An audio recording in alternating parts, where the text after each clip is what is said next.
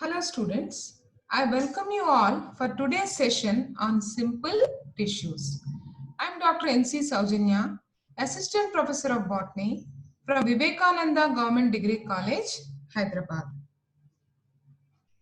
So today my lecture outline includes to understand what is a simple tissue and what are the different types of simple tissue, and also to understand the structure and functions of different simple tissues like parenchyma, collenchyma, and sclerenchyma.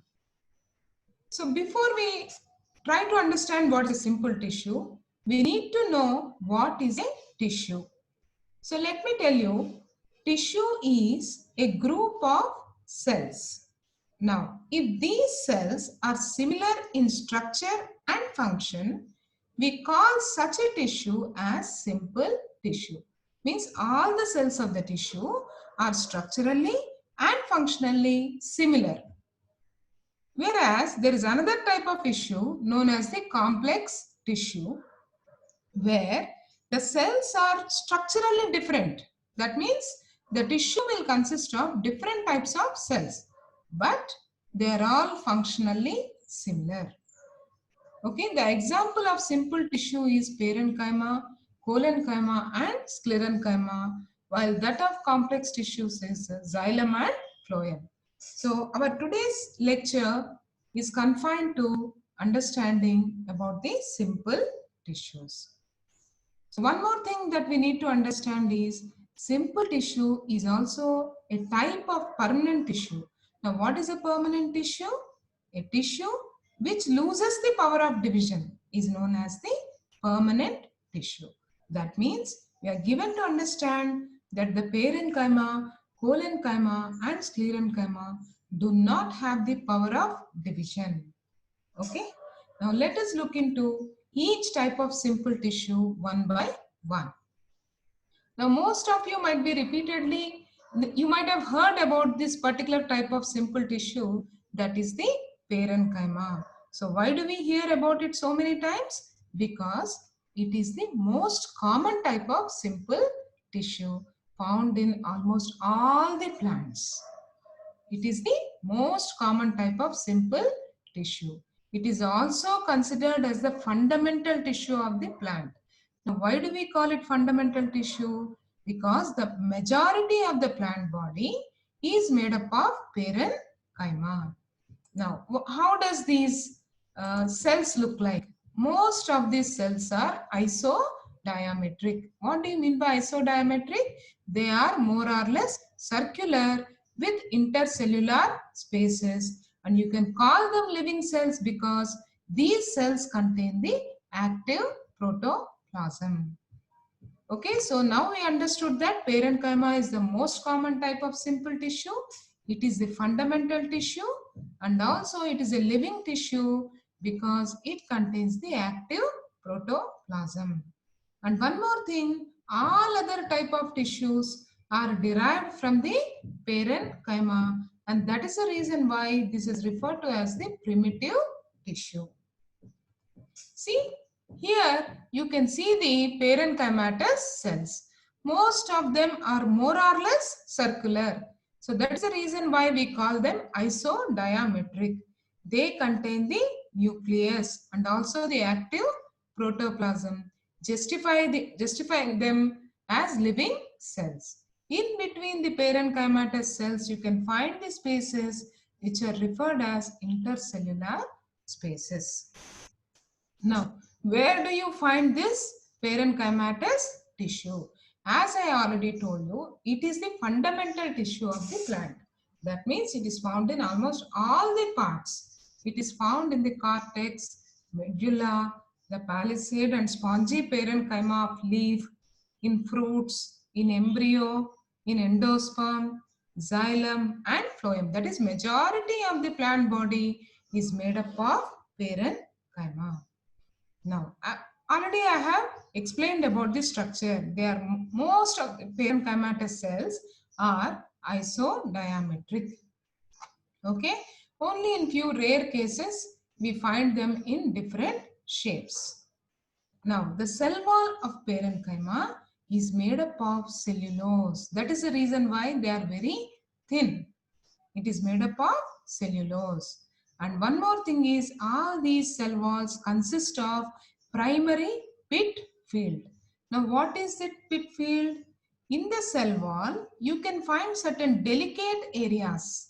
So that delicate areas that are found on the cell wall of the parenchyma, here like that you can see certain delicate areas. Such areas are known as the primary pit fields. It is because of those delicate areas that the transport of material takes place between two different cells. Now, this parenchyma, based upon its position and function, is of different types. The first one being the chlorenchyma. So this chlorenchyma means it is a type of parenchyma in which large amount of chlorophyll is present. So because it contains large amount of chlorophyll, we can easily understand that this type of chlorenchyma is present in the leaf of the plant. Okay, so now what is the function of the chlorenchyma? It is the photosynthesis because it contains large amount of chlorophyll. Now, second one is the storage parenchyma. As the name implies, it is a type of parenchyma which stores the food material. Now, this food material can be in the form of a solid or also can be in the form of a liquid. This is usually found in the storage tissues. Now, another interesting type of parenchyma is the aerenchyma. So, this is usually found in the aquatic plants or the hydrophytes. Now, what is this aerenchyma? It is a type of parenchyma which stores large amount of air. Because they store air, these plants are able to float on the surface of the water. So that is a function of aerenchyma. Now another type of parenchyma, that is the water storage parenchyma. So as the name implies, it stores the water. Now where does this necessity arise? It happens in the case of xerophytes or the succulents. These plants will consist of large amount of water storage parenchyma which stores the water. Now another type of parenchyma, special type of parenchyma is the idioblast. Now this idioblast are a special type of parenchyma which store the secondary metabolites. That means the substances that are produced by the plants like tannins, minerals. So such type of parenchyma are known as the idioblasts. Now here comes another group of interesting parenchyma, that is the transfer cells. Now what are these transfer cells? As the name implies, they help to transport the food from the leaves to different parts of the plant. So they are spread over the entire leaf, transferring the food from the leaf to different parts of the plant. So these are the different types of parenchyma. Chlorenchyma, okay, chlorenchyma, aerenchyma, water storage parenchyma. See here you can see this is the aerenchyma. This is the chlorenchyma. So these are the different types of parenchyma that is seen in the plants. Now, once we understood the structure and location, we can easily understand the functions of the parenchyma.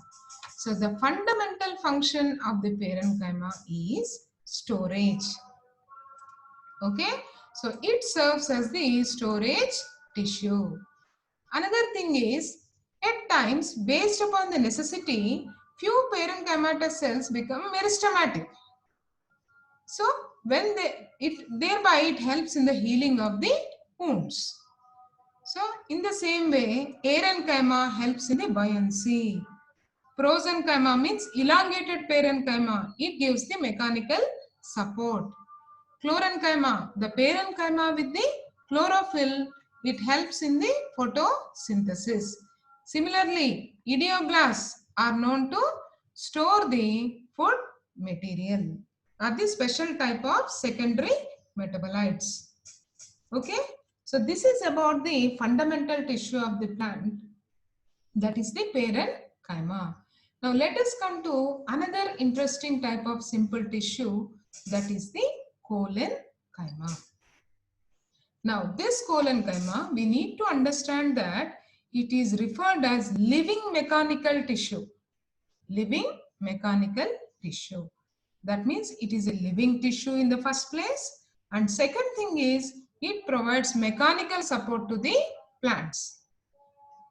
Now here I have also mentioned that it is a dicot tissue. So why did I mention that here? Because this collenchyma is absent in the monocots. You should always remember that. The only tissue which is absent in the monocots is collenchyma. Now, what is the essential principal function of the collenchyma? It provides strength and flexibility. See, for example, if you are bending a particular leaf, it doesn't, when you leave that, what happens? It comes back to its original position. That means they are more or less elastic in their position and property. So, such elasticity is provided by the collenchyma. Now, where does this occur? It is also found in stems, leaves, flowers, fruits and seeds, but not present in the roots. Then in stem, it is found below the epidermis, most of the time occurring as the hypodermis. So now we understand that it is a living mechanical tissue absent in absent in monocots, present only in the dicots, and it provides the strength and flexibility to the plants. Now, from where did it arise from? It has originated from nothing but the parenchyma.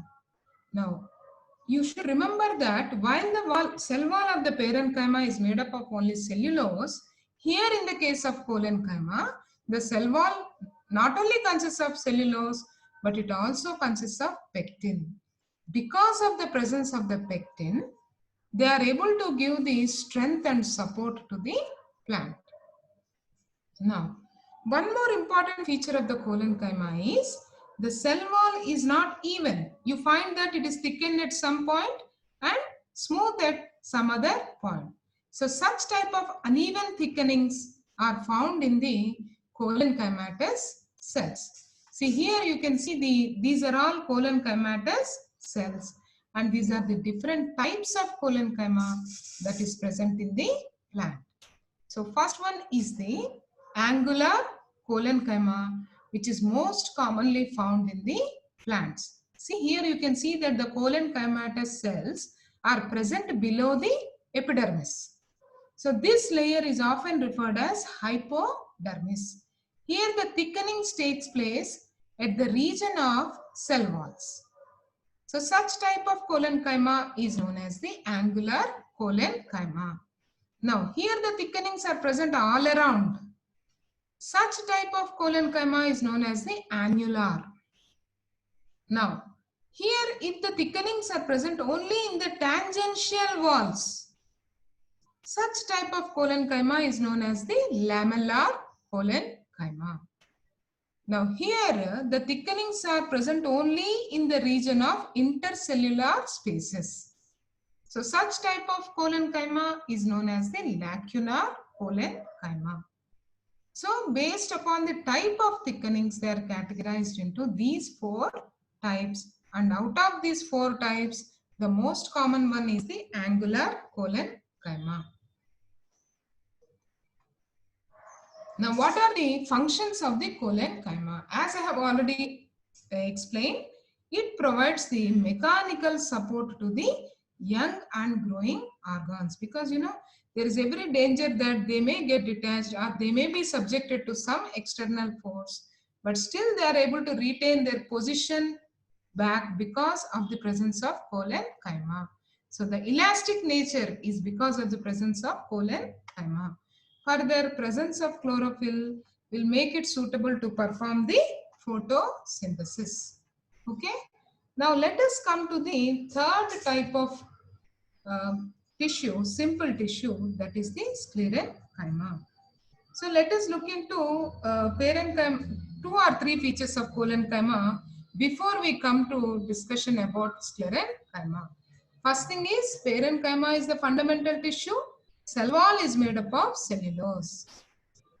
Collenchyma is also a living mechanical tissue where cell wall is made up of pectin and the cellulose. Now, sclerenchyma, remember that the only dead simple tissue that is found in the plants is the sclerenchyma. How can you say that it is dead? Because this tissue will lose its protoplasm and change into dead cell. Because, and one more thing is, these sclerenchymatous cells are made up of lignin and cellulose. Because they contain lignin, they are able to give a lot of mechanical strength to the plants. Now, these sclerenchymatous cells are of two different types. The narrow cells with tapering ends is known as a fiber. Sometimes sclerenchymatous cells were found to be circular. So these circular sclerenchymatous cells are known as the sclerites. Narrow ones are known as fibers, while the circular ones are known as the sclerites. So now let us look into each one of them one by one. So now what are sclerites? The circular sclerenchymatous cells are known as sclerites or stone cells. Now why do we call them stone cells? Because they do not contain the protoplasm and cell wall is made up of lignin, because of which they are very hard. Now where do you find these? These are found in the soft parts and also in the hard parts seen in the leaves, phloem, seed coat, bark of the plant. These sclerites usually occur in groups. That means we don't find a single sclerite, we find a group of sclerites occurring together. Now these sclerites, based upon the shape, are differentiated into different types. See here in this picture you can see different types of sclerites. So the first one, the most common one, are the circular sclerites. So circular sclerites are known as the brachysclerites. That means they are more or less circular and they occur in groups. They are most commonly seen in the case of guava and custard apple. That is the reason why they are slightly, the seeds and all are a little rough to touch. Now second one is the macrosclerites, where the sclerites are like tubes. Here you can see. These tubular sclerites are known as the macrosclerites because they resemble the Malpighian cells and they are found in the seed coat of Fabaceae plants. Now another one is the osteosclerites. As the name suggests, these osteosclerites are in the shape of a bone. So the bone-shaped sclerites are known as the osteosclerites.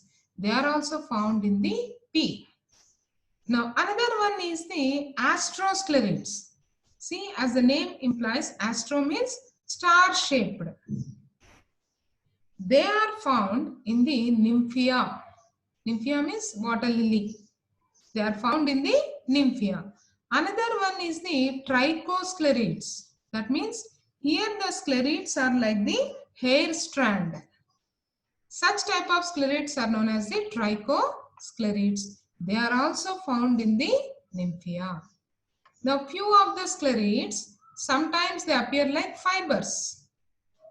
So such type of sclerites are known as the filiform sclerites. So based upon the shape, they are categorized into 6 different types. Brachysclerites means circular, tube-like means macrosclerites, bone-shaped means osteosclerites, star-shaped means astrosclerites. If they are like a hair strand, you call them trichosclerites. If they are in the form of fibers, you call them filiform sclerites. Now let us come to the second type of sclerenchymatous cell, that is the fiber. As the name implies, Fibers means elongated cells with narrow lumen. I have already shown you a fiber in the original picture. See here you can see this is a fiber. It is a narrow elongated cell with the tapering ends. The region that is present inside the fiber is known as the lumen. In most of the cases, this lumen is very, very narrow. Okay, now these gaps that you are seeing here, they are the pits. Okay, pits means the openings in the cell wall. So these fibers, they have a narrow lumen and they are of two different types.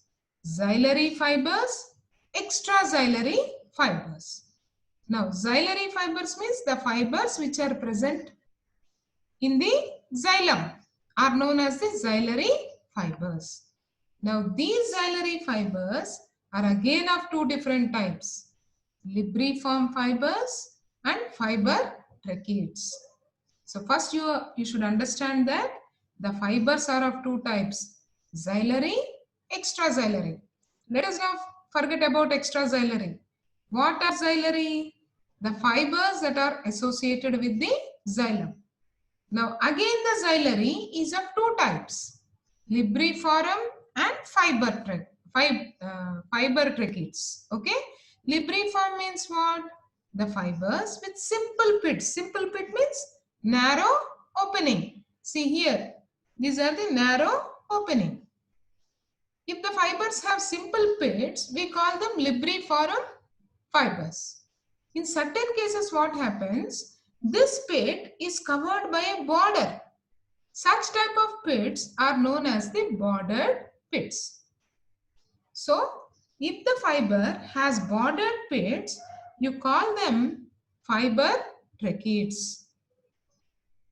Okay, so that is a difference. Both are found with xylem only. If it has simple pits, you call them libriform. If it has bordered pits, you call them fiber tracheids.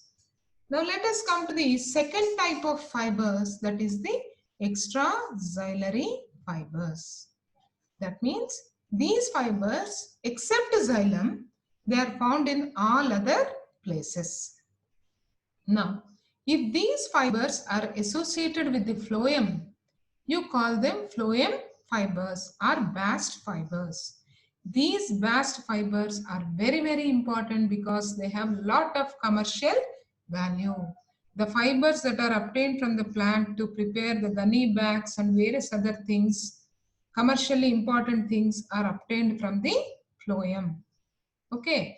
Now, second one is the cortical fibers. So, the fibers that are present in the cortex, which is seen in the case of cucurbita. That means cucumber family. Another one is the perivascular fibers. Here the fibers are present around the vascular bundle, as in the case of Nicotiana tabacum. So now we understand that sclerenchyma will consist of two different types of cells. What are they? Sclerids and fibers. Based upon the shape, sclerids are differentiated into 6 different types, and similarly the fibers based upon their position is categorized into xylary fibers and extraxylary fibers. So these extraxylary fibers, out of these extraxylary fibers, phloem fibers are commercially very, very important. Now what is the function of these fibers? They provide a lot of mechanical strength to the plants. See, now what are these fibers which have a lot of economic value? First one is the cotton fibers. See, our clothes and all are made up of cotton and cotton fibers, and these cotton fibers are obtained from the plant Gossypium. Similarly, jute is obtained from Carchorus. Rami fiber is obtained from Bomarea. Okay, so these are the different types of fibers. Again, these fibers based upon the texture can be hard fibers or soft fibers. Hard fibers means they have a lot of lignin, while soft fibers means they have very less lignin content. The flax fibers that are obtained from the Linum usitatissimum has lot and lot of commercial value. Okay. So in the same way, the beds are made up of kapok, which is obtained from Ciba pentandra. That means these fibers, in addition to providing mechanical strength to the plant, are also commercially very, very important. So now let us try to understand by looking at this chart, what are the different types of tissues. So as I have already mentioned, permanent tissue is a type of tissue in which the cells lose the power of division. Now this permanent tissue is of two different types, simple tissue and complex tissue. So we are given to understand that simple tissue is a type of tissue in which all the cells are structurally and functionally same. Whereas complex tissue is a type of tissue which perform the same function, but they are structurally different. So today's topic was confined to simple tissue. So there are three different types. They are the parenchyma, collenchyma and sclerenchyma. Based upon the type of function, parenchyma is again categorized into many different types. We should understand that parenchyma is a living cell where cell wall is made up of cellulose, collenchyma, pectin and cellulose, whereas sclerenchyma, the cell wall is made up of only lignin. While parenchyma is the fundamental ground tissue of the plant, collenchyma is a living mechanical tissue. You should always remember that collenchyma is absent in the monocots and found only in the dicot plants. Okay. Now sclerenchyma is again based upon the shape, differentiated into fibers and sclerates. The circular ones are known as the sclerates, while the narrow cells with a narrow lumen is known as the fiber. These fibers, in addition to providing the mechanical strength, are also known to have lot of commercial value. So now I would like to show you a small video on the simple permanent tissue.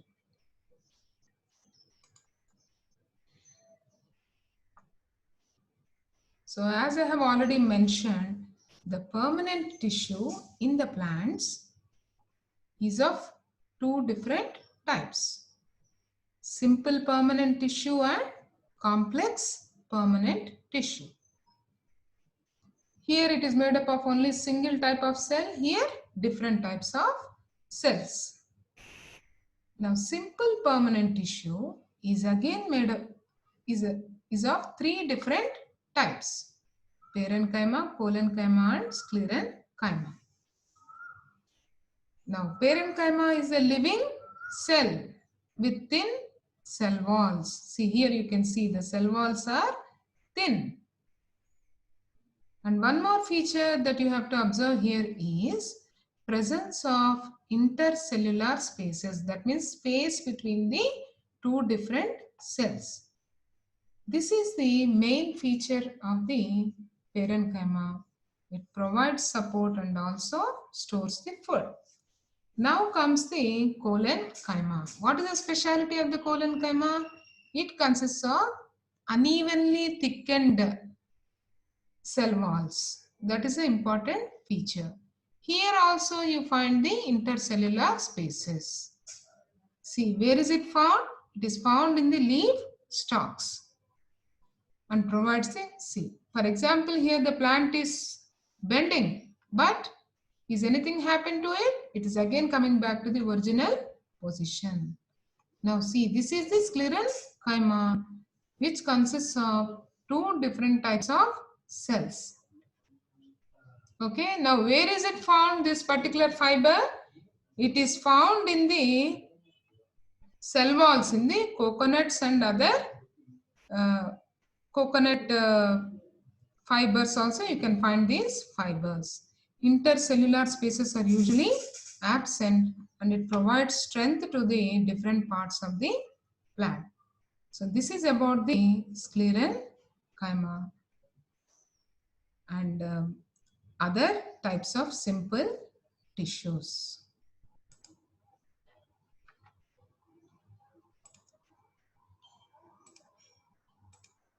So this is about the different types of tissues, and thank you so